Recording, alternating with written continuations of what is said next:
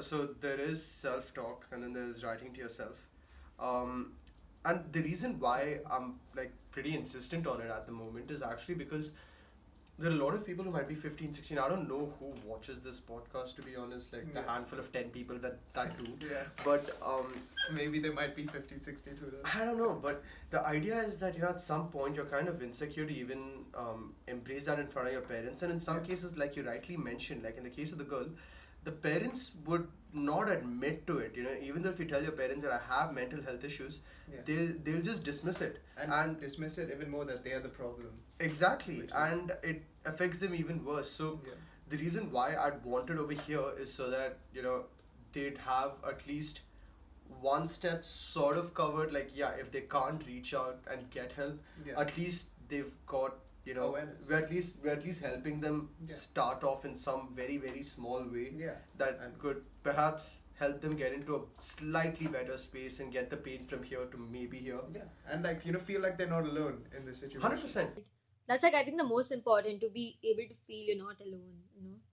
Like usually people feel really lonely with regards to this because they can't open up. But being a part of a support group and all of that really helps out here, because people are like, a lot of us are dealing with it, including me. Like there are a lot of times when even I feel really like not in a good place. But again, that's where these techniques help.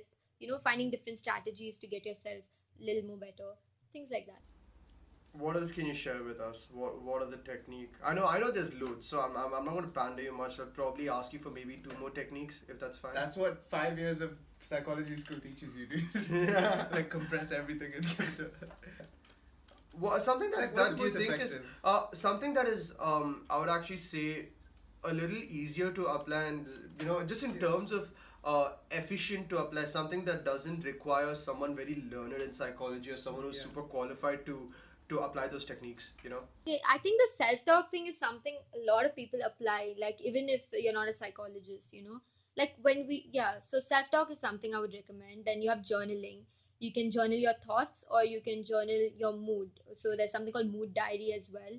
Then with regards to there's another thing called reframing, where you try to look at the situation in a different lens, basically. Making sense out of situations differently, changing your perspective. So it's another thing. And another one is feeling, reflection of feeling, where you recognize what you're feeling and you're able to state it. So for example, I'm feeling sad, I'm able to tell I am sad, even if it's not in front of anybody, to yourself. Acknowledging itself reduces quite a lot of the pain. I'm not saying it heals you, but it definitely, like, makes you less, you don't repress it off. So these are like 5 techniques I would give, but it really depends, and there's like a huge pool of knowledge out there.